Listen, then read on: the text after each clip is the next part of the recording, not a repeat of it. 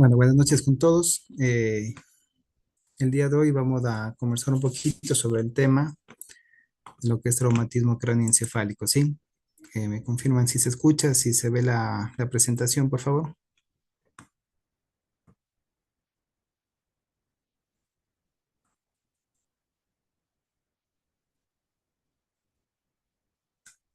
Sí se ve la presentación, ¿no? Sí, sí se ve. Bien, muchas gracias. Bueno, ya saben, cualquier cosa, cualquier duda que tengan, me interrumpen, levantan la mano, mandan un mensajito y lo vamos conversando, ¿sí? Bueno, hoy vamos a hablar de un tema también lo van a tener muy seguido en lo que en las áreas de emergencia, que son aquellos pacientes que de igual manera se presentan bajo lo que es un traumatismo cráneoencefálico, ¿sí? Eh, Como ustedes por ahí debieron haber escuchado, generalmente en lo que es la cinemática del trauma, ya sea cualquier trauma, en este caso hablando de lo que es trauma de lo que es de encéfalo, siempre vamos a tener algo que se llama una lesión primaria, ¿sí? Generalmente es aquella lesión que nosotros no podemos evitar, es aquella lesión que se presenta en el paciente que tiene ya sea una caída, un accidente de moto, un accidente de tránsito, lo que fuese, y que lo que va a ocasionar en primera instancia, como dice de forma primaria en el cerebro, generalmente es la liberación presináptica de lo que son comunicadora de excitatorio, de enzimas de excitatoria, de estimulación postsináptica, de receptores NMDA, AMPA, que lo que va a provocar en sí, como punto final, es un daño de la barrera hematoencefálica, daño celular, liberación de mediadores inflamatorios, y todo esto va a provocar una lesión inicial, que es la que nosotros no podemos evitar, ¿sí? Nosotros como médicos, dentro de lo que es nuestra función, nosotros vamos a actuar en lo que es la lesión secundaria, como lo vamos a ir viendo un poquito más adelante, ¿sí? Generalmente esta lesión primaria va a tener su rol a nivel macroscópico, a nivel microscópico, celular, molecular, en todo el desarrollo, en todo el daño que se va provocando en este paciente. Y lo que nosotros vamos a tener, como vemos aquí, es la lesión primaria por un daño mecánico, generalmente irreversible, un daño que no lo podemos nosotros revertir, ¿sí? Que si nosotros no actuamos, va a llevar a lo que es un empeoramiento neurológico crítico, ¿sí? Como yo le había dicho, el objetivo central no es revertir el daño primario, sino prevenir la hipoxia tisular secundaria por medio de control de la presión arterial, del edema cerebral, que estos van a perpetuar el ciclo de daño, ¿sí? Generalmente cuando yo tengo una lesión ya estructural que se dio por la lesión primaria, posteriormente generalmente el daño secundario va a estar provocado o evitado por nosotros como médicos, ¿sí? Generalmente lo que va a provocar en el cerebro va a ser lo que es una falla bioenergética, agotamiento de lo que es del ATP, citotoxicidad, excitotoxicidad, liberación de lo que son mediadores excitatorios, sobrecargas, inflamación generalizada, activación de la microgliota, en sí una disrupción de la barrera hematoencefálica, ¿sí? El objetivo acá o la batalla contra la lesión secundaria en definitiva, es evitar lo que es el edema celular y la muerte celular del tejido que puede todavía mantenerse sano. Si recuerdan ustedes que hablamos en el tema de lo que es la seba isquémica y el área de lo que es la penumbra, bueno, acá también vamos a tener áreas de penumbra o áreas de tejidos del cerebro, del encéfalo, que se van a encontrar sanas y que por ahí van a estar bajo sufrimiento y que nuestro objetivo de igual manera acá es evitar que las zonas del cerebro que están bien se compliquen por un daño que se provocó de forma primaria por un trauma o lo que haya pasado, ¿sí? Generalmente en la inflamación, todo esto provoca un daño de la barrera hematoencefálica, la falta de ATP en las células empiezan a morir, se genera lo que es el edema citostático, citogénico, vasogénico, y esto lleva a lo que es el edema cerebral, y nosotros vamos a enfocar el manejo alrededor de esto, ¿sí? Acá, un poquito, no sé si ustedes recuerdan, es algo que lo vimos en la facultad, lo que es la doctrina de Monroe Kelly, que nos habla que nosotros tenemos lo que es un contenido, un continente, que en este caso viene a ser el cerebro, que como saben está rodeado de lo que es hueso. Quiere decir que es un continente que no es expansible y que tiene una capacidad limitada para alojar lo que es tres componentes que van a convivir: cerebro, líquido cefalorraquídeo y sangre tanto arterial como venosa. ¿sí? Y que generalmente, si es que yo tengo acá, dentro de un continente, que se agrega una masa más, por ejemplo, acá ven ustedes aquí con forma de pastel, donde el cerebro ocupa el mayor porcentaje, según el líquido cefalorraquídeo, 10-12%, y la sangre de igual manera 10 un 12%, pero si es que yo agrego acá una,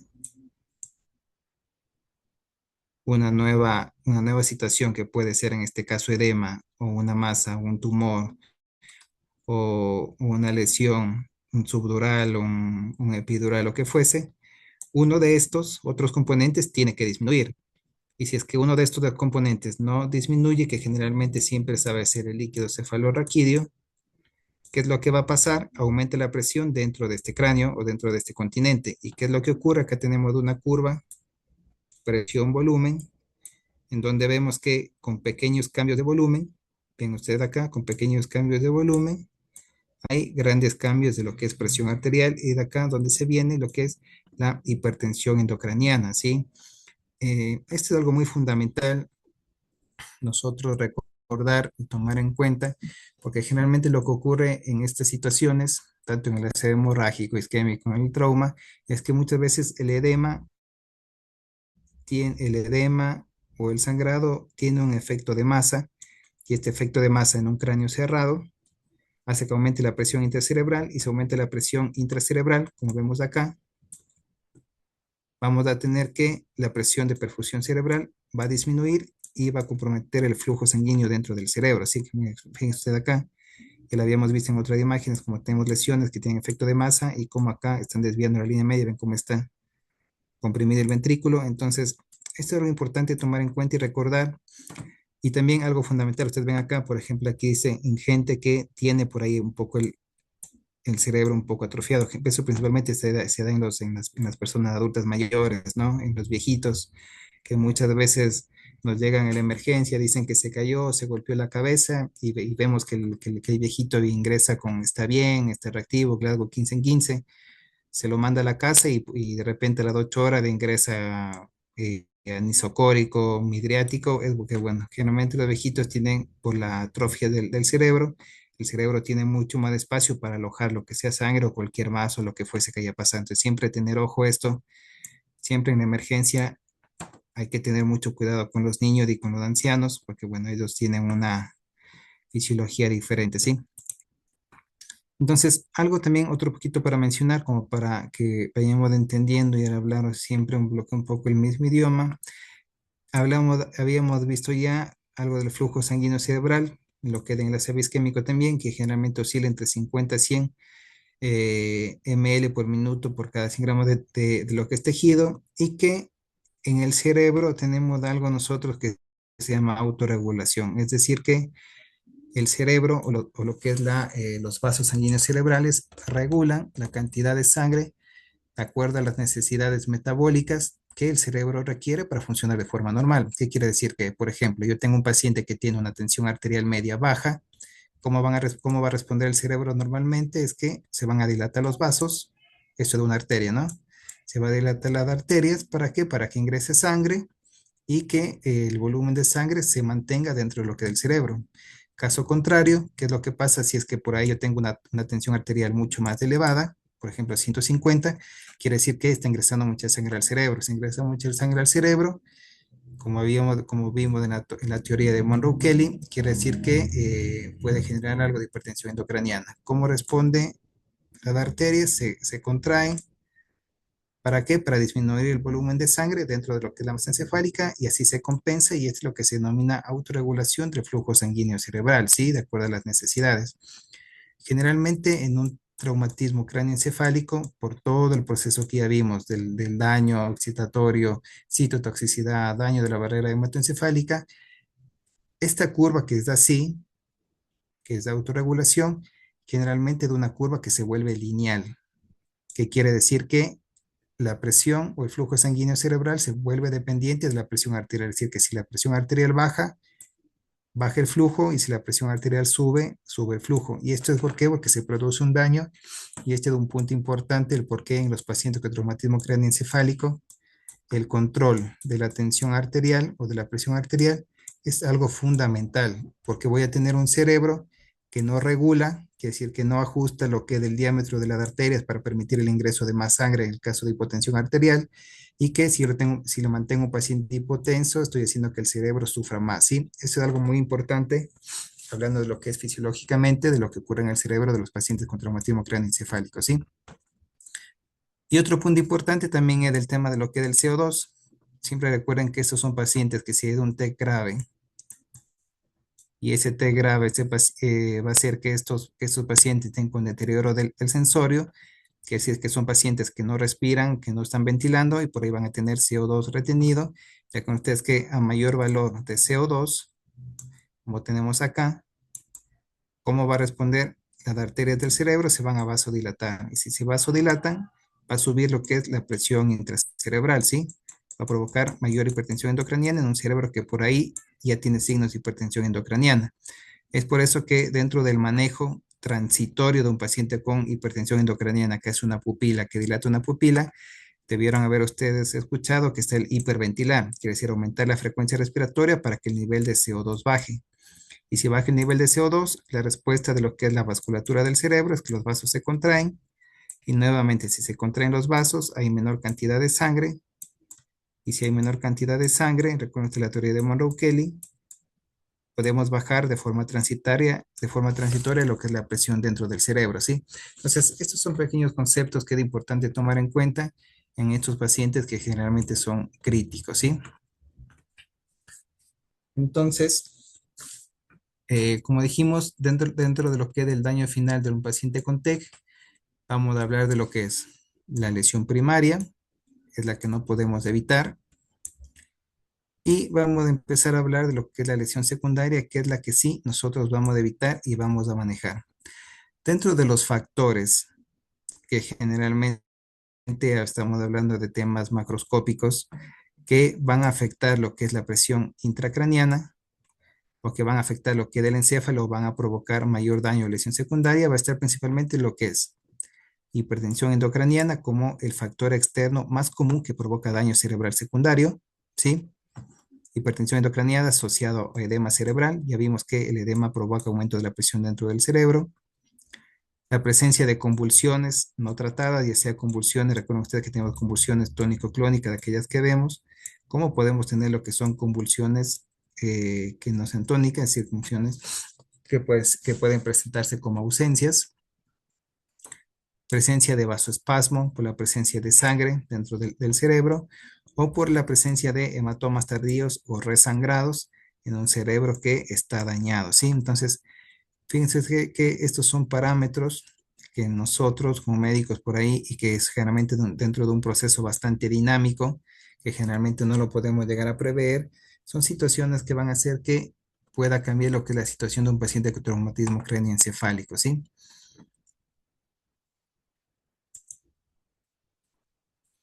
Dentro de las causas intracraneanas de deterioro del sensorio, como dijimos, hipertensión, hematoma o convulsiones, edema cerebral progresivo. Recuerden ustedes que el cerebro es dinámico y que en primera instancia yo puedo tener un cerebro, tengo aquí lo que es la línea media, puedo tener una pequeña contusión cerebral que por ahí sea pequeña, pequeñito, un pequeño sangrado y que de repente ese sangrado puede expandirse o que de repente ese sangrado provocó edema, que puede ser edema y todo esto provocar desvío de la línea media. Es por lo que estos pacientes deben estar siempre bajo monitoreo neurológico, ¿sí?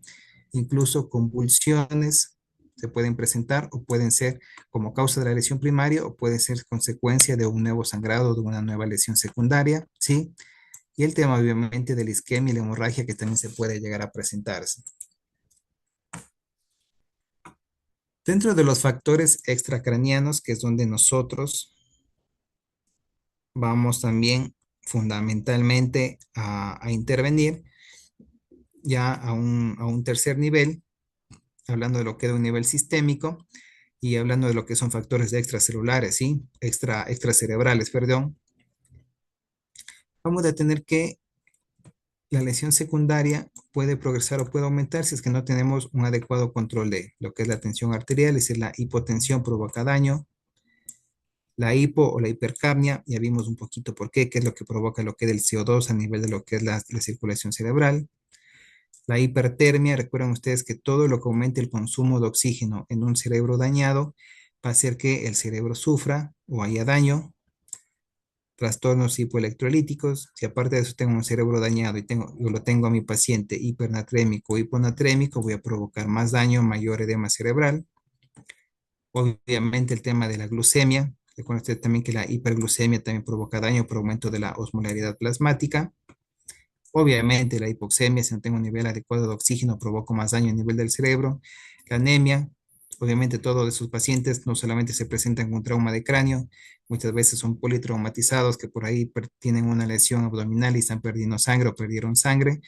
La anemia también afecta al cerebro, el déficit de oxígeno y obviamente lo que es la acidosis. Entonces, fíjense como todos estos factores extracranianos, es decir, sistémicos, también afectan a la lesión secundaria y lesión secundaria mal controlada o que no cuidamos del cerebro de ese paciente es lo que va a dar lo que son los outcomes definitivos, los outcomes neurológicos definitivos de un paciente que si se salva, bueno, ¿cómo va a quedar ese paciente, no?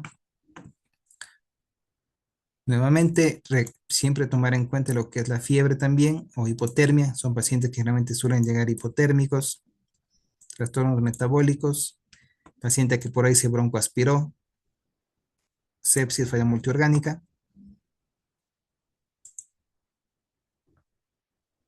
Entonces, hablando un poquito de lo que son estos factores extracraneales o sistémicos, hay muchos estudios que se han identificado. Uno de los estudios más grandes que se hizo a nivel de lo que es trauma cráneoencefálico y que nos habla de lo que es del Traumatic Coma Data Bank, que este es el mayor estudio realizado hasta la fecha y en donde se sacaron muchas de las que son las escalas que se utilizan para definir la escala del trauma craneoencefálico. Dentro de lo que son sus hallazgos, encontraron que la incidencia de los pacientes con trauma craneoencefálico es que la hipotensión era de 34,6% y la hipoxemia de 45,6%. Fíjense, estamos cerca de las tres cuartas partes de este paciente y que los pacientes que se presentaron hipotensos, la mortalidad y la morbilidad se duplicó. Entonces, fíjense que ese es un dato bastante importante y hablamos del por qué dentro de lo que es la fisiopatología. Recuerden que se perdía lo que es la autorregulación cerebral y que la perfusión del cerebro se vuelve dependiente de la tensión arterial. Entonces, fíjate que si yo tengo un paciente con hipotensión arterial, obviamente es un paciente que se va a morir más y que va a tener mayor morbilidad, ¿sí? Entonces, vayan viendo cómo este dato del manejo adecuado de la presión arterial en estos pacientes es fundamental y que los pacientes que tuvieron peores resultados, hablando de lo que es las escalas Gauss-1 y 2, generalmente eran aquellos pacientes que presentaban hipotensión temprana, hipotensión secundaria en la terapia intensiva o posteriormente.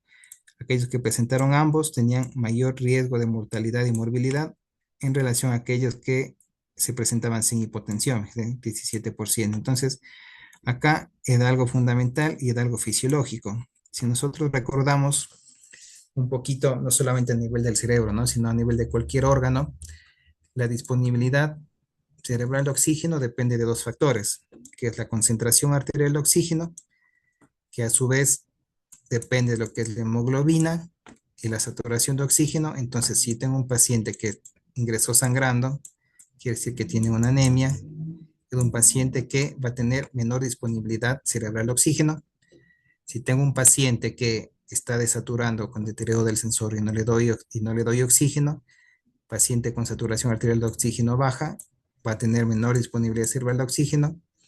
Hablando de lo que es el flujo sanguíneo cerebral, depende básicamente de lo que es la resistencia vascular, principalmente lo que son los niveles de CO2. Por eso siempre estos pacientes que están intubados necesito hacer siempre controles de estado ácido-base para determinar lo que es la presión arterial de CO2, que es importante. La presión de perfusión cerebral, recuerden ustedes que la presión de perfusión cerebral es igual a la tensión arterial media menos la presión intracerebral, es lo que se denomina la PIC, y que si yo tengo una presión arterial media y una presión arterial baja, la presión de perfusión va a ser baja, es decir, menor oxígeno al cerebro. Y por último, obviamente, el tema de un poco menos relevante, pero bueno, el tema de la viscosidad, el tema del hematocrito, la volemia y la cantidad de sangre. Entonces, fíjense cómo todos estos factores se interrelacionan en lo que es la disponibilidad cerebral de oxígeno y cómo dentro de todos esos factores factores englobamos lo que es el manejo o cómo evitamos nosotros la lesión secundaria y el por qué es importante tomar en cuenta todo de estos factores, ¿sí? Es decir, que nosotros siempre debemos tener una balanza equilibrada entre lo que es la disponibilidad de oxígeno y el consumo metabólico de oxígeno. Por ejemplo, si yo tengo un paciente que se presenta, ingresa con fiebre, ustedes saben que la fiebre en un estado hiperdinámico hace que el cerebro consuma más oxígeno y si yo tengo un paciente con baja disponibilidad de oxígeno, el cerebro va a sufrir. Si yo tengo un paciente que convulsiona, este paciente también, esas neuronas hiperexcitadas van a consumir mayor cantidad de oxígeno y van a robar oxígeno aparte del cerebro que lo pueda disponer o cerebro dañado y va a hacer que haya mayor daño cerebral. Entonces, esto es importante, el adecuar la disponibilidad cerebral de oxígeno al requerimiento de ese cerebro, ¿sí? Eso es algo que no debemos de evitar, debemos tratar siempre de mantener esta balanza, más bien en este sentido, quiere decir que la disponibilidad de oxígeno sea siempre mayor porque nosotros no podemos estar o no podemos estar dentro de ese cerebro para ver cuál es el requerimiento o las cosas que muchas veces no vemos, como lo vamos a ver un poco más adelante, ¿sí? Recuerden ustedes la fiebre, hipertermia, convulsiones, esto va a provocar isquemia en el cerebro, ¿sí? Entonces lo que nosotros nuevamente vamos a evitar es el tema de la isquemia cerebral y el daño secundario. Bien, entonces, ¿cómo nosotros vamos a mantener lo que es una adecuada disponibilidad de oxígeno a nivel cerebral?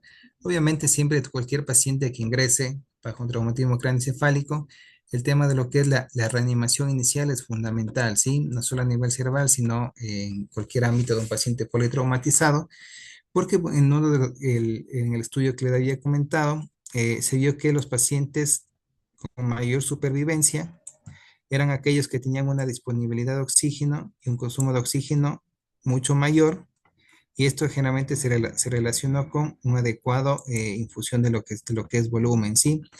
Lo que ellos encontraron también en pacientes con traumatismo encefálico grave es que un balance negativo en estos pacientes, generalmente en los primeros 4 días, se relaciona con peor evolución independientemente de los valores de PIC, TAM y presión de perfusión cerebral, ¿sí?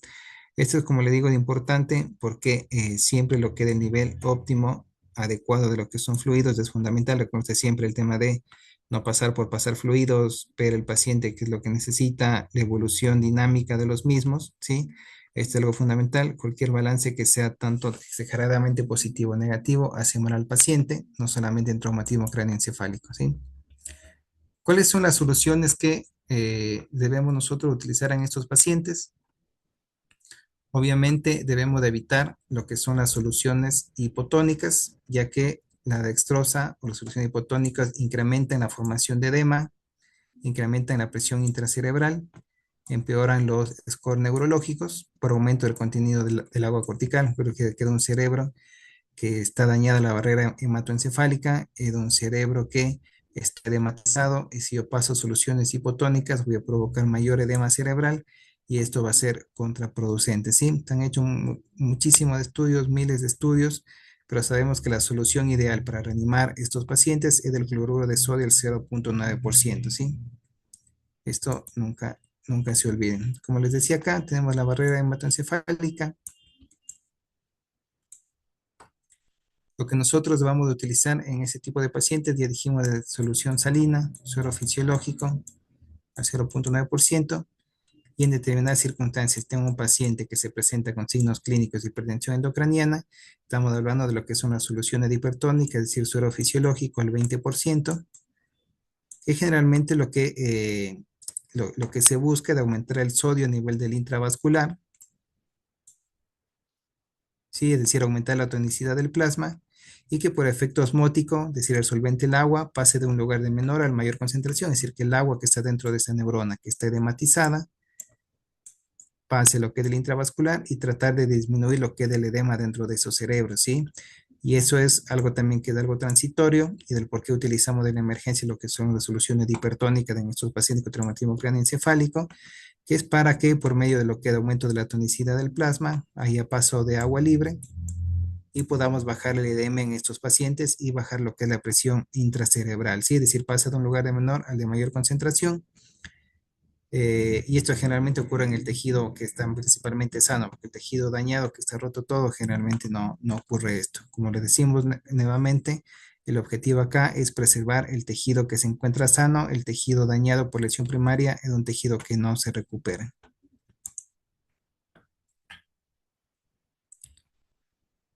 Otro punto fundamental y para que todos debemos hablar el mismo idioma es que siempre debemos categorizar lo que es el traumatismo craneoencefálico, ¿sí? Esto es algo que es muy importante. Una vez que tenga el paciente ya reanimado, que haya hecho lo que es del ABC, proteger vía aérea, todo lo que nosotros sabemos en un paciente con deterioro de del estado del sensorio, debemos categorizar al paciente, ¿sí?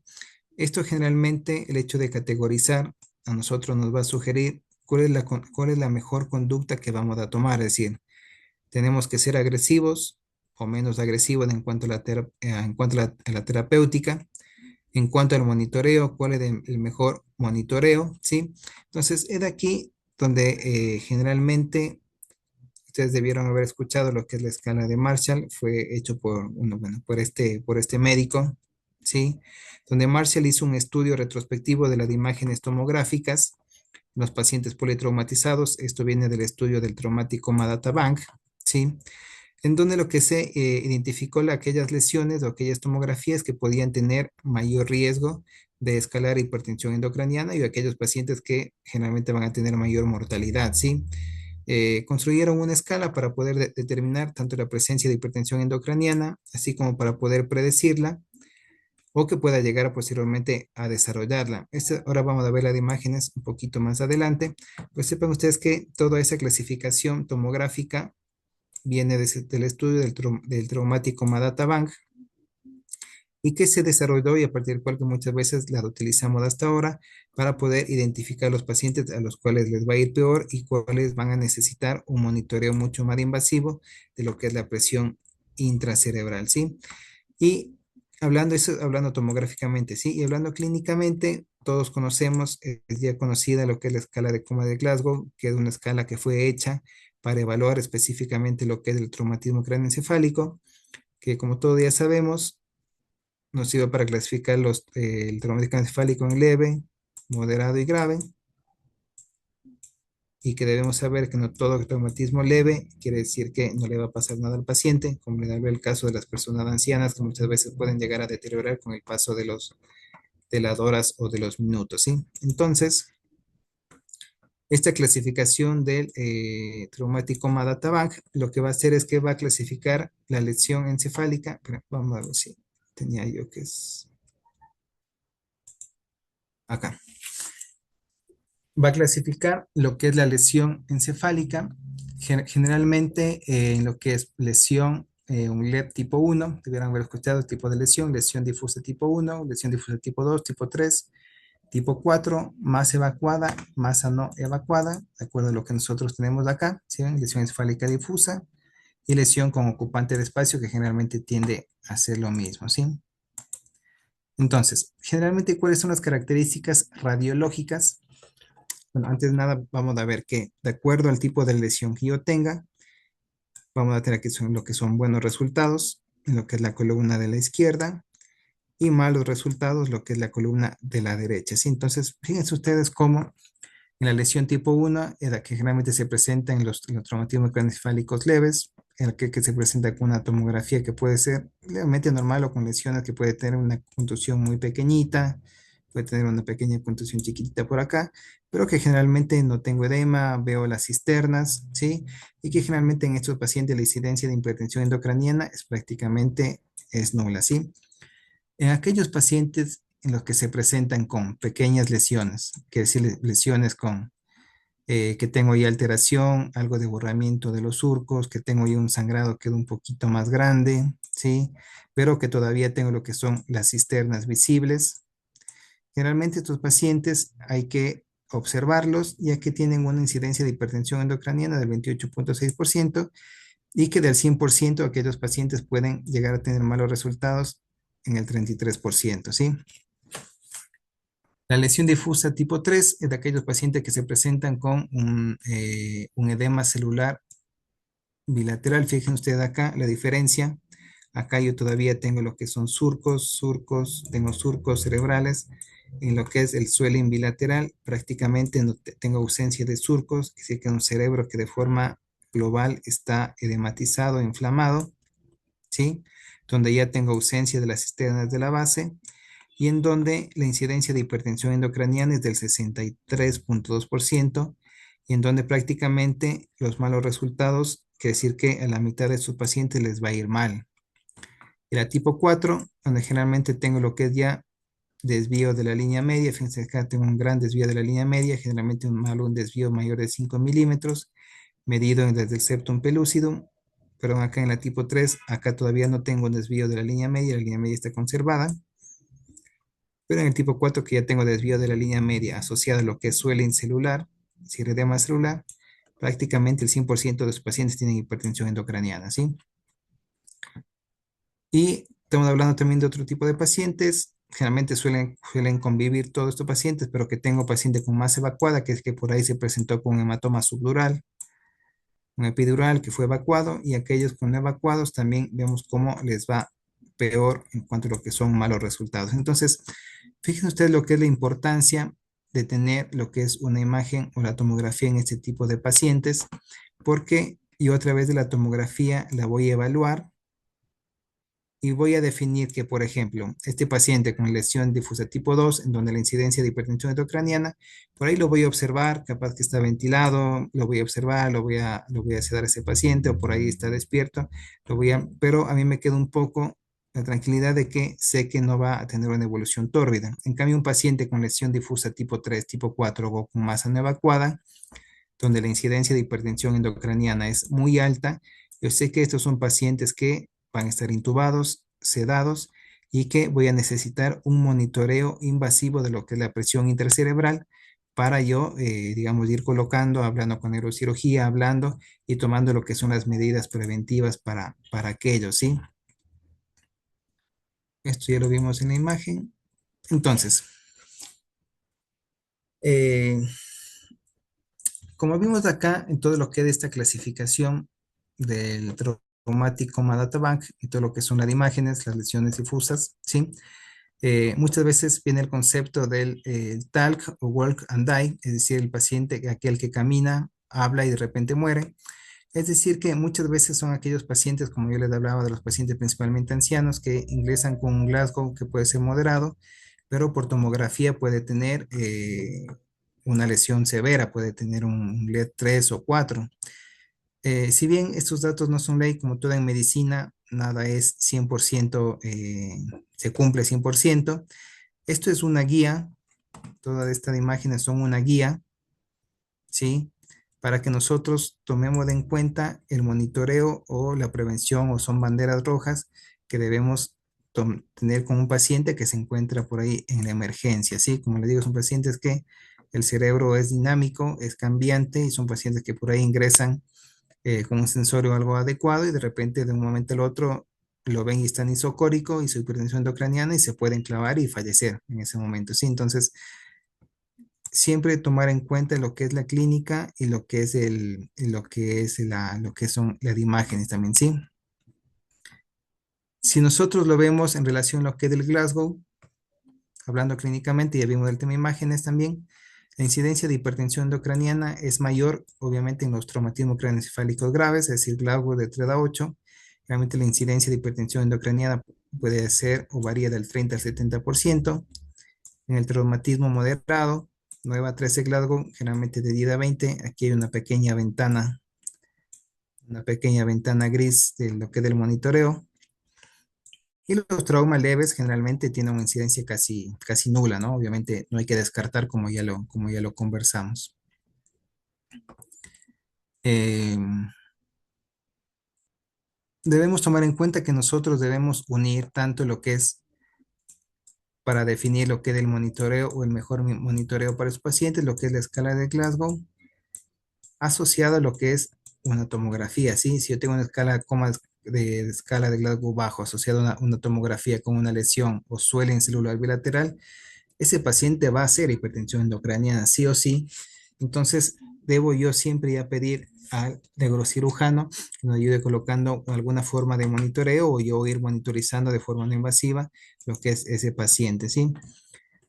¿Cuáles son los signos clínicos? Digamos, yo tengo ese paciente, ya ingresó, el paciente tiene un GLADO bajo, tiene una tomografía que tiene un LED 4.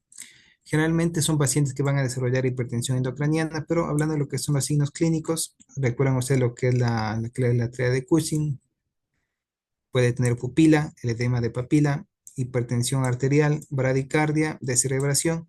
Entonces, lo que yo quiero que, más o menos, aparte, bueno, que recuerden un poco lo que son estos signos clínicos de que el paciente se esté herniando, es que estos signos clínicos muchas veces son tardíos, ¿sí? Es decir, cuando yo tengo un paciente que ingresa y de repente yo veo que está anisocórico o se puso midriático, yo ya estoy llegando tarde. O sea, yo a ese paciente ya le condicioné o ya va a tener una condición seguramente de un pronóstico neurológico severo si es que no se muere en el medio.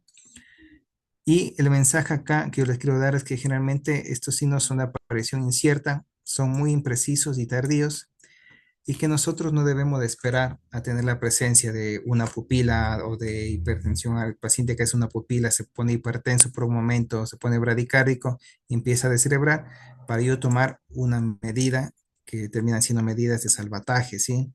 Es decir, generalmente nosotros los signos clínicos no son tan específicos y pueden llegar a ser tardíos. Y es por eso que el monitoreo de un paciente no se debe fundamentar principalmente en esto, en los signos clínicos, ¿sí? Un paciente con traumatismo craneoencefálico. Generalmente debemos basarnos en estudios de imagen, en un monitoreo adecuado y un control continuo con distintos métodos que los vamos a ir mencionando ya un poquito más adelante, ¿sí? Eh, Vamos a pasar.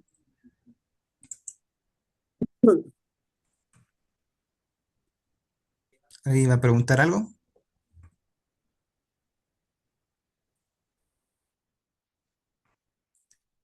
Bien, entonces, en base a esto que hemos conversado, bueno, ¿por qué es importante monitorizar el cerebro en un paciente con traumatismo craneoencefálico? ¿Sí? Porque como ya dijimos, la clínica es intermitente, la clínica generalmente es tardía, aparece ya cuando el paciente está básicamente por fallecer. Además de eso, la fisiología cerebral es continua, es constante, es heterogénea, ¿sí? La monitorización del cerebro por cualquier método me permite a mí de forma precoz detectar cualquier deterioro o cualquier aumento de la presión intracerebral. Me facilita a mí realizar un tratamiento dirigido, ¿sí? Y reduce lo que es la ceguera terapéutica, que eso es algo fundamental, porque cuando hablamos de lo que es neuromonitoreo, nosotros sí debemos tener lo que son datos para poder manejar de una forma adecuada a este paciente, ¿sí? Eh, Dentro de lo que es el monitoreo de lo que es la presión intracraniana, lo que nos permite a nosotros es observar en tiempo real, de acuerdo al método que nosotros hayamos escogido. Ese sería como uno de los principales métodos utilizados, ¿no? Lo que es medir lo que es la onda de presión intracraniana. Generalmente tenemos una onda que tiene estas características, que literalmente se llama la onda P1, la onda P2 y la onda P3, y que cuando yo tengo que la onda P2 es mayor que la P1, estoy hablando de hipertensión endocraniana. Este es solamente un ejemplo, ¿no? No es como por ahí para que lo sepan, pero fíjense que el hecho de tener, es como tener la presión arterial. Si yo tengo un paciente que está chocado y yo no puedo medir la presión arterial, o no tengo un valor de presión arterial, yo no sé este paciente cómo está. Es decir, le pongo noradrenalina, subió la presión, bajó la presión, no bajó. Básicamente en el cerebro termina siendo lo mismo. Si yo no tengo una forma de yo medir o monitorizar lo que es la presión dentro del cerebro de un paciente con daño cerebral grave, básicamente estoy a ciegas. Básicamente yo no sé qué estoy haciendo o si mi terapéutica que yo hice o que yo pasé, le pasé un hipertónico, le pasé manitol, paciente hizo una craniotomía descompresiva o lo cedé o lo cambié, lo que fuese. Yo necesito tener un valor o un control porque no voy a saber si realmente ese paciente está o no está teniendo un efecto la terapéutica que yo estoy haciendo, ¿sí? Básicamente la idea que les quiero transmitir en eso, porque hablando de lo que es el concepto de monitoreo multimodal de lo que del cerebro, tenemos muchas formas de poder nosotros tener una estimación de lo que es la presión intracerebral, ¿sí? Tenemos lo que es métodos, lo que son invasivos, mediante acá tenemos lo que es la colocación de un catéter de PIC, tenemos lo que es la colocación de una derivación ventricular externa directamente en los ventrículos, que es el método del gol estándar, ¿sí? Para medir lo que es la presión intracerebral. Tenemos biomarcadores que, sinceramente, y les digo, no los tenemos en el Ecuador, y yo no lo he visto, lo que son marcadores, lo que son biomarcadores cerebrales. Tenemos lo que son métodos no invasivos, como tenemos lo que es la tomografía, la resonancia, ¿sí? Tenemos acá lo que es la vaina del nervio óptico. Fíjense que acá tenemos un nervio óptico y acá tenemos lo que es la vaina del nervio óptico. Actualmente se está utilizando mucho lo que es la pupilometría para realmente definir si un paciente se encuentra con primeros signos de lo que es midriasis, ¿sí? Tenemos lo que es el electroencefalograma, acá tenemos lo que es algo del BIS. Fíjense que tenemos muchos métodos y monitoreos actualmente que nos pueden ayudar para nosotros poder hacer un monitoreo de lo que es la presión intracerebral o cómo está evolucionando ese paciente, ¿sí? ¿Cuál es muchas veces el principal problema de esto? Como algún profesor alguna vez me dijo, cuando tengo muchas alternativas es porque ninguna es excelente, ¿no? Si tuviera una específicamente excelente, sería la única que es la que tuviéramos, ¿no? Pero son opciones que si las sabemos de utilizar y las manejamos con la clínica, son opciones que van sumando, ¿sí? Usted acá, dentro de lo que es la neuromonitoreo multimodal no invasivo, acá tenemos lo que está utilizando el pupilómetro.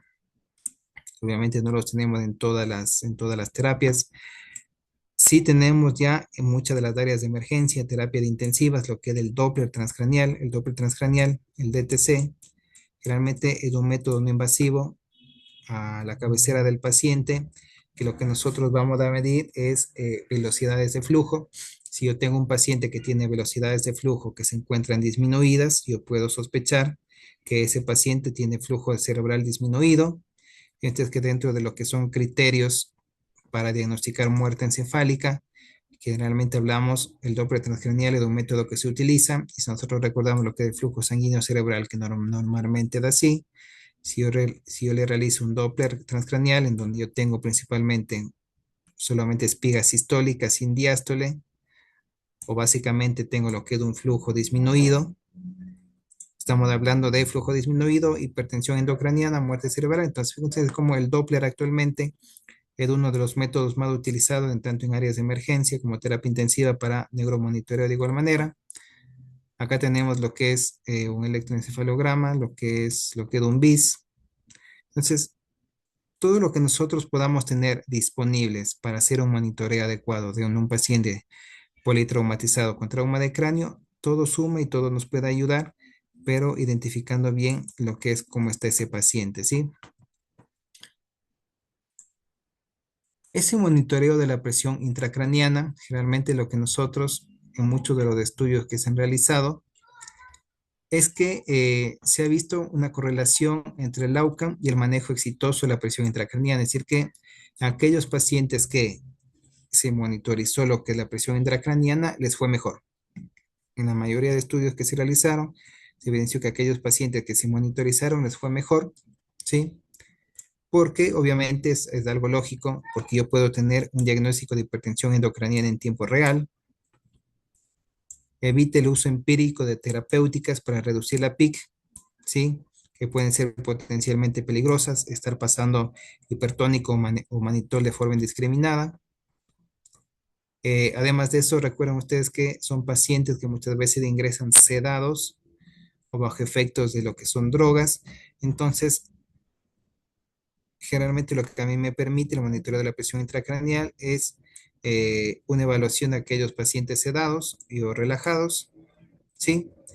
Y en el caso de que yo coloque un drenaje, una derivación ventricular externa, También a mí me permite hacer lo que es terapéutico, porque recuerdan ustedes que, acuerdo a la teoría de Monroe Kelly que vimos, uno de los componentes de lo que es el cerebro del líquido cefalorraquídeo, si yo coloco una derivación ventricular externa en donde yo puedo drenar líquido cefalorraquídeo, a mí me va a ayudar también a bajar lo que es la presión dentro del cerebro. Entonces, además de poder medir la presión, es terapéutico.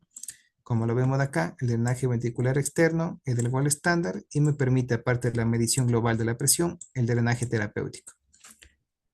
Y las otras formas de medición es a través de los sensores de intraparenquimatosos, que me ayudan a mí a tener una medición local, continua. El único problema es que es no terapéutico, pero no es una forma de medir lo que es la presión intracraneal de igual manera, ¿sí? Entonces, aquí viene la pregunta que muchos se van a hacer. Entonces, en base a todo lo que conversamos, ¿a quién voy a monitorizar? ¿A quién yo llamo? Al cirujano de encéfalo, a quien le digo que le ponga un monitoreo, un catéter de PIC o una derivación ventricular externa. Bueno, todas las guías, principalmente lo que son las guías norteamericanas, lo que nos indican es que todo paciente con TEC grave, es decir, menor a 8 y con una tomografía normal, debe tener un monitoreo de presión intracraniana. ¿Por qué? Porque ya vimos que el TEC, hablando de lo que es Glasgow, pacientes con TEC grave tienen mayor incidencia de hipertensión endocraniana y pacientes con una tomografía normal, principalmente lo que es una tomografía, un LED tipo 3, tipo 4, que tiene edema celular, zona celular, tienen 100%, entre 60 y 100% de probabilidad de desarrollar hipertensión endocraniana. Entonces, estos pacientes sí o sí deberían tener un monitoreo intracerebral continuo. En quienes nosotros debemos también pensar en monitoreo, aquellos pacientes con TEC grave, pero que por ahí la tomografía es normal o no, o tiene lo que es un tipo 2, tipo 1, tipo 2, pero que cumpla con uno de los siguientes criterios. Edad mayor de 40 años, paciente de hipotensos, por lo que ya hemos visto, y que tenga una respuesta motora anormal o lateral, si por ahí que esté descerebrando. Entonces, estos pacientes, aunque tengan una tomografía normal, pero ingresan con un TEC grave y cumplen esos criterios, también deben tener un monitoreo de presión intracraniana.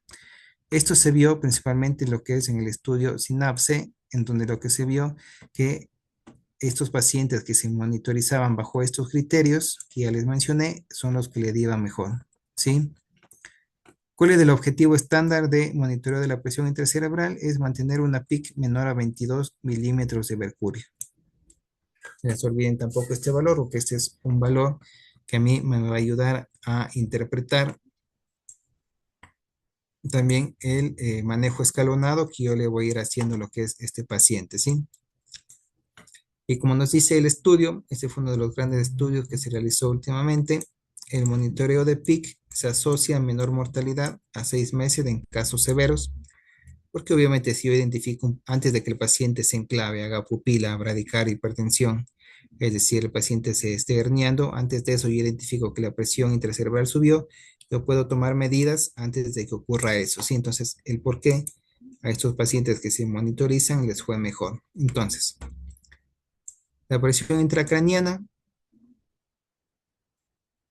nosotros debemos monitorizar lo que es la presión de perfusión cerebral a través de lo que es monitoreo de la PIC. Podemos utilizar muchos monitoreos, invasivos, no invasivos, Doppler transcranial, siempre asociado a la clínica, aunque es más tardía, asociado a una imagen, variables sistémicas debemos controlarlas para que a esos pacientes les vaya mejor, ¿sí? Acá un poquito otra vez, no, esta diapositiva tiene que estar un poquito antes, pero dentro de los objetivos del manejo de un paciente con traumatismo cráneoencefálico grave es una saturación arterial de oxígeno mayor a 95, una presión de perfusión cerebral entre 60 a 70. Recuerden ustedes, ya les había dicho, la presión de perfusión cerebral es igual a la TAM, es decir, la tensión arterial media, menos la presión intracerebral. Es decir, que yo necesito un monitoreo de PIC para realmente poder saber cuánto tengo de presión de perfusión cerebral. La TAM la voy a tener, la presión arterial media siempre la voy a tener. Presión intracraniana menor a 22. Esto ya es un monitoreo mucho más invasivo, lo que es el monitoreo del golfo de la yugular, presión tisular de oxígeno. Paciente debe mantenerse normovolémico, adecuado uso de lo que son sustancias, sean isotónicas, y obviamente para mantener la presión arterial un uso adecuado de inotrópicos o vasopresores. Es decir, debemos de evitar tanto lo que es la hipoxia hipoxémica, es decir, debemos mantener niveles adecuados de oxígeno y PIB, evitar la hipoxia anémica, es decir, pacientes si requiere transfusión, mantener niveles adecuados de hemoglobina. Debemos de evitar lo que es la hipoxia por alta afinidad, es decir, corregir la alcalosis, la acidosis, la hipotermia. La hipoxia isquémica, es decir, debemos manejar lo que es la PPC, es decir, la presión arterial, uso temprano de vasopresores de inotrópicos, evitar la hipoxia por difusión, es decir, el edema cerebral, la osmoterapia con soluciones hipertónicas y obviamente la hipoxia hipermetabólica, como ya habíamos hablado, evitar lo que son convulsiones, fiebre, a través de lo que es uso de sedantes y antitérmicos. Entonces, fíjense como todo va confluyendo en lo que es el manejo sistémico y cómo nosotros debemos de evitar nuevamente lo que es la lesión secundaria, ¿sí? El manejo general de estos pacientes siempre son pacientes que deben mantenerse nunca a 180 grados, jamás a 180 grados. La cabecera debe estar a 30, es un paciente que debe estar inclinado en posición neutra. Recuerden ustedes también que parte de lo que es el continente o lo que es el componente encefálico es la sangre y el mayor porcentaje de sangre es sangre venosa. Quiere decir que si es que yo tengo un paciente a 180 grados, el drenaje venoso va a ser inadecuado. Es como cuando uno, por ejemplo, se cuelga boca abajo, o uno se cuelga y está con la cabeza hacia abajo, uno le empieza a doler la cabeza. ¿Por qué me duele la cabeza? Porque tengo sangre que no puede retornar y me está provocando hipertensión endocraniana. Entonces, lo mismo pasa con esto. Si tengo un paciente que está haciendo 80 grados, le estoy provocando más hipertensión endocraniana. Un paciente generalmente que se encuentre monitorizado, siempre nosotros vamos, pacientes que van a estar intubados, debemos fijarnos cómo fijamos el tubo, porque muchas veces colocan las cintas del tubo y lo amarran y presionan el cuello. Debemos dejar que el drenaje venoso sea adecuado, es decir, que la cinta que va a sujetar el tubo y que va alrededor del cuello debe estar floja. Recuerden ustedes eso, porque muchas veces he tenido pacientes que se encuentran monitorizados y de repente pues enfermería ajustó demasiado la venda del tubo al cuello, se bajó al cuello, lo ajustaron y el paciente simplemente con acomodar eso, la presión intracraneal bajó. Entonces, esto es algo muy importante, ¿sí? Pacientes que deben estar con una adecuada sedación y analgesia, pacientes con TEC grave que ingresa para neuroprotección, neuromonitoreo, deben estar adecuadamente sedados y analgesiados, puede o no requerir relajantes neuromusculares, obviamente bajo asistencia respiratoria mecánica, normoventilados, recuerden ustedes, el CO2 es fundamental, mantener niveles de CO2 entre 35 y 40, corregir tanto la hipotermia como la hipertermia, recuerden que la hipertermia produce isquemia, generalmente profilaxis de convulsiones tempranas, si es que el paciente convulsionó, y bueno, mantener lo que son valores adecuados, lo que es glucemia principalmente, ¿sí? Entonces, generalmente el tratamiento del traumatismo craneoencefálico es un tratamiento que es escalonado, ¿sí?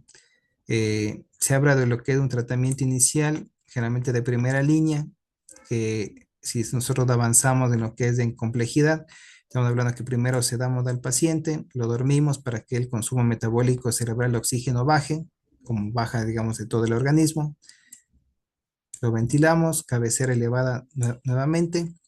Si con esto nosotros no logramos bajar lo que es la presión intracerebral, pasamos de la terapéutica de segunda línea, que puede ser drenaje de líquido cefalorraquídeo, uso de soluciones hipertónicas, manitol, hiperventilación, como les dije, es algo muy transitorio, hasta pasar a lo que son las terapéuticas de tercera línea, que generalmente es el coma barbitúrico, que ya no se utiliza tanto en la actualidad, que se ha visto mayor daño, y lo que es ya lo que es la cirugía, ¿sí? Que es una craneectomía descompresiva, ¿sí?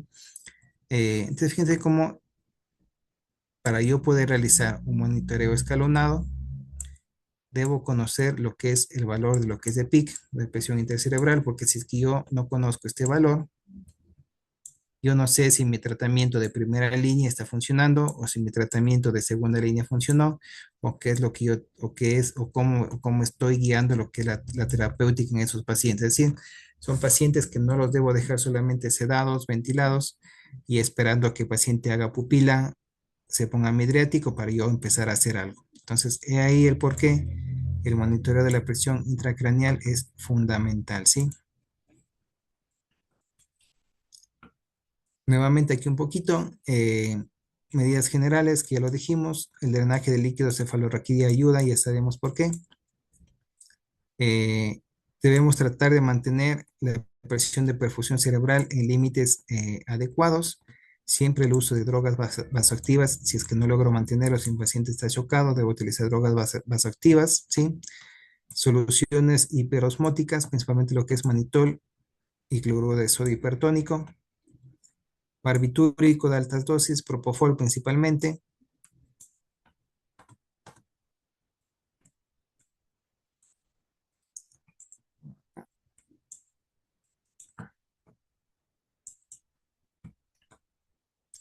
Bien, generalmente las medidas generales, que había dicho a 30 grados, el paciente bien acomodado, que no se encuentre con una venda alrededor del cuello, que esté bien, generalmente son medidas que suelen ser suficientes, ¿no?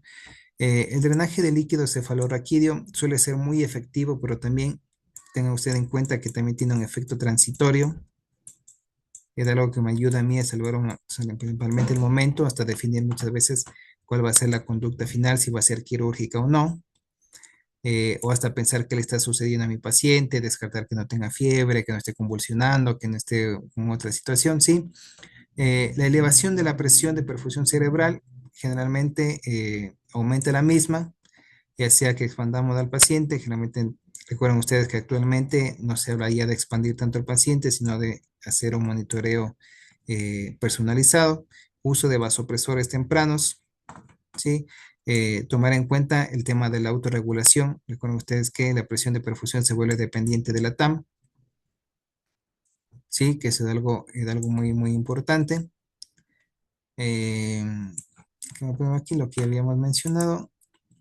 Y acá, porque es importante, recuerden ustedes aquí un poco de cómo funciona lo que es esta cascada. Recuerden ustedes que si yo tengo aumento de la presión de perfusión cerebral, recuerden ustedes en la curva de autorregulación, ¿qué es lo que ocurría? Es que cuando yo aumento la presión, el vaso se hace pequeño, es decir, que existe una vasoconstricción.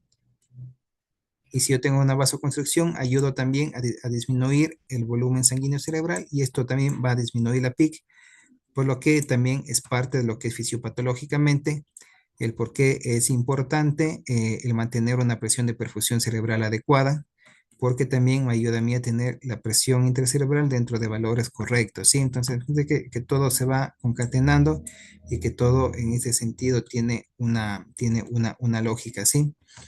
Eh, en relación a lo que son las medidas o las sustancias hiperosmóticas, principalmente utilizado generalmente del cloruro de sodio hipertónico, lo que es del suero al 20%, cuyos efectos terapéuticos principalmente, además de que aumentan el volumen intravascular, al sacar agua tanto del espacio intersticial, no solamente del cerebro, sino también de otras partes del organismo, aumentan el volumen intravascular, eh, generalmente mejoran el diámetro de los vasos sanguíneos, lo que lleva a una mejoría de la circulación cerebral y de los vasos piales principalmente. A diferencia del manitol, que generalmente suele provocar una vasoconstricción a nivel de esta vasculatura, por eso que muchas veces el cloruro de sodio hipertónico se lo utiliza más y tiene muchas más ventajas que utilizar lo que es manitol, ¿sí? Eh, Generalmente, si bien comparten el mismo mecanismo de acción, que es el tema de lo que es una sustancia la hiperosmótica, no son sustancias intercambiables, es decir, el efecto sobre el flujo cerebral agudo no es del mismo. Obviamente el mecanismo más conocido es que reducen la presión intracraniana, ya sea el uno por salida de agua del cerebro por hipertonicidad o por aumento del volumen sistémico, vimos del volumen aumento de lo que es la presión de perfusión, o porque mejoran la circulación cerebral reduciendo la isquemia. Entonces, fíjense que son sustancias que de forma transitoria nos ayudan a mejorar la hemodinamia cerebral, nos ayudan a incrementar la TAM, un poco del volumen minuto sanguíneo, la disponibilidad de oxígeno, además de eso de que disminuye el edema cerebral y el por qué esta sustancia o esta, digamos, esta solución es de uso común en los pacientes con traumatismo craneoencefálico, ¿sí? Generalmente lo que se utiliza es fluoruro de sodio del 3%. ¿Cuáles son las principales complicaciones que puedo llegar a tener?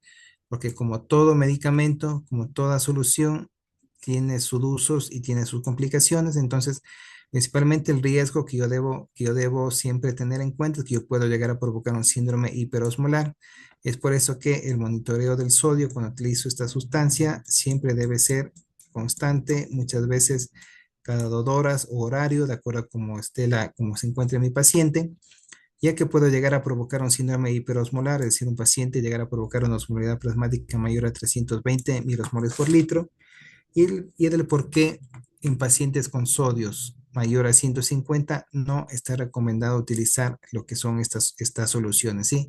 Siempre debo tomar eso en cuenta, siempre antes de pasar una solución debo tener por ahí el valor de lo que es del sodio, porque si yo paso un paciente con sodio mayor a 150, me estoy yendo al otro lado, voy a provocar una hipernatremia y también estoy provocando daño cerebral, ¿sí? Otra complicación es la hipocalemia, por aumento de la diuresis que se provoca en estos pacientes. Y además de eso, obviamente, puedo provocar un tipo de lo que es acidosis, la acidosis hiperclorémica secundaria a la infusión de lo que es cloruro de sodio, ¿no? Entonces, siempre debemos tomar en cuenta que todo medicamento que utilicemos puede llegar a tener efectos adversos y cómo debemos de utilizarlo, tomando en cuenta lo que son principalmente lo que son estos parámetros, ¿sí? Eh, no es lo mismo usar manitol, ya que generalmente esta solución, al ser un expansor, mejora lo que es la circulación. Generalmente el manitol se utiliza más en lo que son pacientes hipovolémicos, eh, pero debemos también tomar en cuenta que el manitol puede incrementar o puede provocar como efecto rebote lo que es una diuresis osmótica, porque aumenta transitoriamente la volemia, pero el principal problema es que puede tener efecto rebote y provocar diuresis osmótica y provocar, si bien al inicio aumenta la volemia, provocar posteriormente una disminución de volumen y esto puede ser perjudicial para el paciente, ¿sí? Entonces, fíjate cómo también cada sustancia tiene su uso y tiene sus contraindicaciones. Generalmente el manitol, como decimos, aumenta la volemia por efecto osmótico, mejora el flujo de sangre por la disminución de la viscosidad de la misma, eh, que eso también es un efecto importante de lo que es de lo que es el manitol. Eh, Generalmente lo que nos dicen los libros es que el manitol produce en ciertos vasos, los vasos piales que le había indicado, que puede llegar a provocar una leve vasoconstricción cerebral, que es un mecanismo rápido y el por qué también provoca disminución de lo que es de lo que es la presión intracerebral, ¿sí? Lo que es la presión, lo que es la PIC. Eh, Como conclusión, es que el manitol reduce la PIC de forma rápida, pero es transitorio, es decir, generalmente por un periodo entre 3 a 4 horas. Eh, Al ser transitorio, generalmente los valores de presión de perfusión cerebral se mantienen muy poco constantes. Generalmente la dosis de mannitol que se utiliza son dosis bajas de 0,25 a 0,5 gramos por kilo. Debe evitarse lo que es la infusión rápida, porque la infusión rápida puede llegar a provocar efecto rebote, lo que es la diuresis osmótica y provocar que el paciente se contraiga de lo que es volumen, es decir, evitar el efecto rebote de hipovolemia. Y debe vigilarse, como de igual manera, con la opción suero fisiológico de 3%, lo que es la función renal y lo que son los electrolitos, ¿sí? Esto es algo fundamental que debemos también nosotros tomar en cuenta. La hiperventilación, como yo les había dicho, te recuerden ustedes que el volumen minuto respiratorio es igual al volumen tidal, es decir, cada respiración por la frecuencia respiratoria. Quiere decir que de esto depende el CO2. Quiere decir que si yo tengo un paciente que tenga una frecuencia respiratoria más alta, tengo un mayor volumen minuto, quiere decir que estoy eliminando más CO2, ¿sí? El CO2 se elimina más. Entonces, esto del por qué un mecanismo que es transitorio, que se ha visto que aparte de eso tiene mucho de efectos adversos, porque no es que yo provoco una vasoconstricción simplemente de la zona del cerebro dañado, sino se provoca una vasoconstricción cerebral generalizada, provocando que parte del cerebro que pueden estar sanas puedan sufrir isquemia, pero sí se ha visto que es efectivo en bajar la presión, la presión intracerebral de forma momentánea, pero bueno, tiene su defecto de adverso, ¿sí? Generalmente lo que provoca es caída del flujo sanguíneo cerebral, como les dije, y esto puede ser contraproducente, por lo que actualmente la hiperventilación, generalmente lo que nosotros solemos hacer es la utilizamos cuando el paciente está en camino al quirófano. Es decir, tengo a mi paciente que tiene hipertensión endocraniana, la identifiqué, no bajó con nada y requiere lo que es una craniotomía descompresiva. Entonces, ¿qué es lo que hacemos? Que viene al quirófano, sí puedo hiperventilar a este paciente, pero no es una medida que yo la voy a colocar estando en la sala y que la voy a mantener en el tiempo, porque es una medida que ha demostrado que puede llegar a provocar más daño que beneficio en estos pacientes, ¿sí? Además de eso, de que es un estado transitorio, puede provocar mayor isquemia y no es algo que se utilice de forma rutinaria, ¿sí? Acá tenemos muchos estudios que nos han indicado esto. Cambio de lo que es la hiperventilación se asocia a mayor daño cerebral. Entonces, actualmente la hiperventilación, como les digo, no es una medida recomendada o se la puede utilizar cuando estamos en camino al quirófano. Nada más que eso, ¿sí? ¿Y por qué de eso? Porque disminuye el flujo sanguíneo global, provoca desaturación yugular, desaturación de todo el tejido cerebral y esto provoca mayor lesión.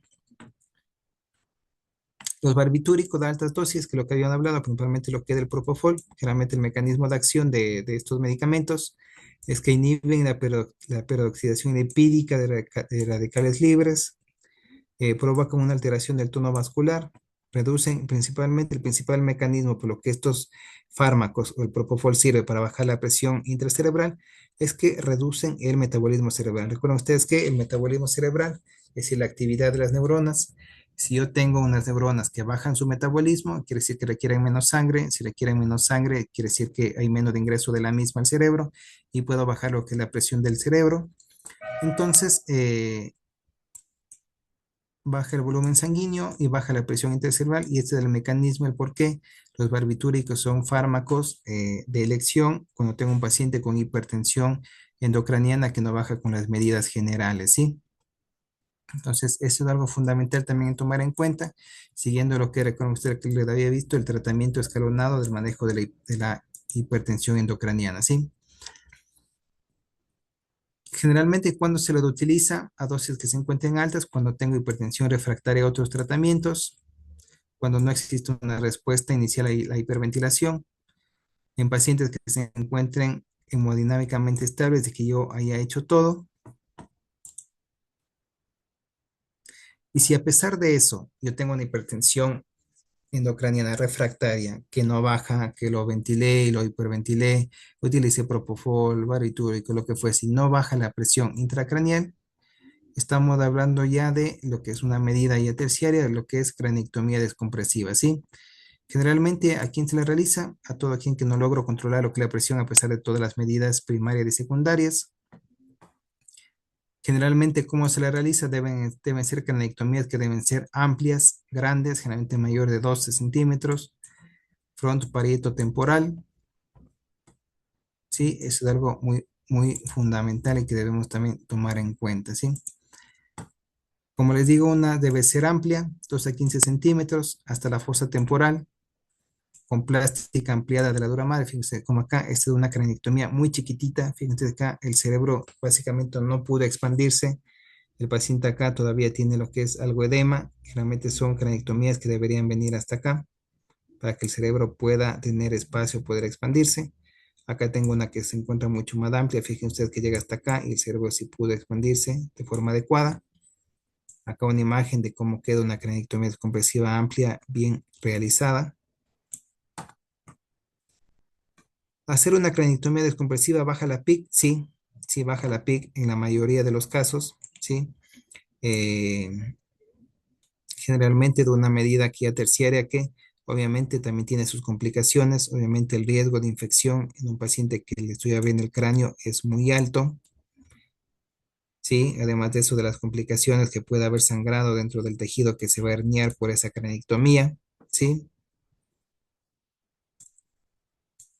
Pero bueno, son situaciones que debemos tomar en cuenta y recordar que en un paciente que tiene ya una cranectomía descompresiva, El valor de PIC, el valor de presión intracerebral, ya no es de 22, sino que en un paciente craniotomizado, el valor de PIC debe ser menor a 15 milímetros de mercurio. Eso también es algo fundamental que tienen que saber, ¿sí? Ya que el paciente de quirófano estaba en la emergencia, ingresó a craniotomía de urgencia, y tiene monitoreo de presión intracraneal en medida con 20, quiere decir que tiene hipertensión endocraniana a pesar de la craniotomía. Así que estos pacientes, el valor de PIC es menor de 15. Siempre esto también recordar y queda algo fundamental también, ¿sí?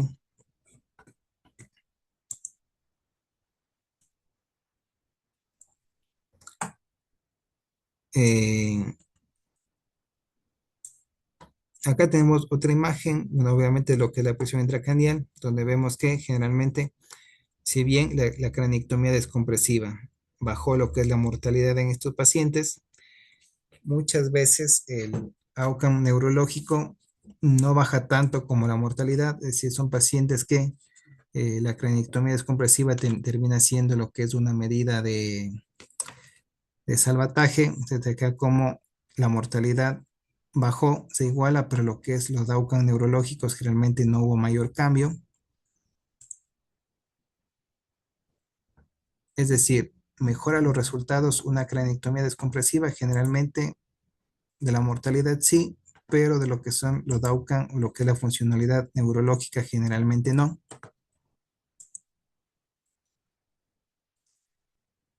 Entonces, generalmente se habla que la cranectomía descompresiva en un paciente que yo tengo monitorizado debería hacerse de forma precoz, principalmente en aquellos pacientes jóvenes con edema cerebral que respondieron de forma inicial a las medidas generales primarias y que luego de forma tardía empieza a subir la PIC, generalmente joven, a gente joven que a una craniotomía temprana le va a ir mucho mejor. Obviamente que desarrolla hipertensión endocrinal refractaria, ¿no? Ojo acá, no estoy diciendo que con todo paciente que tenga una tomografía desastrosa voy a correr a hacer una cranectomía, ¿no? Primero monitorizo, veo el valor de PIC y si tiene una PIC mantenida en el tiempo, sí, se debería hacer una cranectomía descompresiva, que se ha visto que les ha ido mejor a estos pacientes, porque evita una mayor injuria o mayor daño cerebral, ¿sí? Recuerden ustedes la lesión secundaria, el objetivo es de evitar lo que es la lesión secundaria, ¿sí? Eh, y obviamente también muchas veces aquí entra el tema de lo que es la ética, ¿no? Si yo tengo un paciente que lo tuve con una PIC elevada por 6, por 8, 10 horas, ingresar a hacer una cranectomía descompresiva ya de forma tardía, no tiene sentido porque básicamente es un paciente que su cerebro debe estar ya muy afectado, entonces siempre debemos tomar el timing, es fundamental en el manejo también de lo que es una craniotomía descompresiva, ¿sí? Siempre los pacientes jóvenes son los que más se benefician de la misma, ¿sí? Y bueno, es lo que tenemos para comentarles el día de hoy, ¿sí? No sé si tienen alguna pregunta, alguna consulta.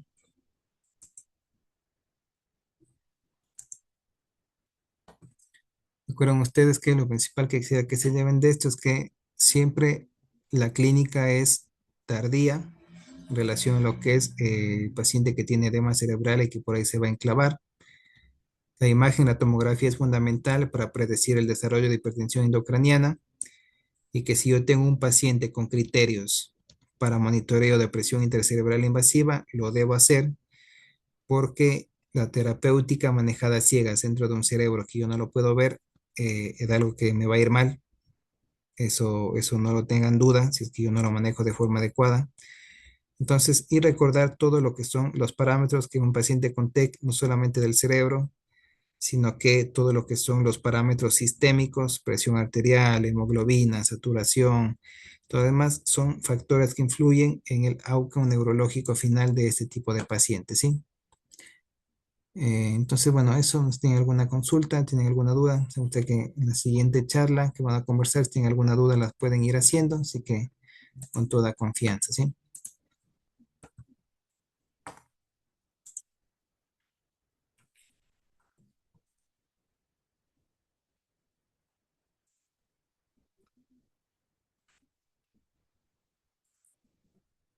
Bueno, estimados colegas, bueno, si no hay ninguna consulta, les agradezco lo que es la atención. Nos vemos en la siguiente charla. Si tienen alguna duda o consulta, no duden en preguntar en la siguiente charla, que bueno, estamos para eso, ¿no? Muchas gracias por la atención. Gracias, doctor. Gracias, Doc. Gracias. No, gracias a ustedes.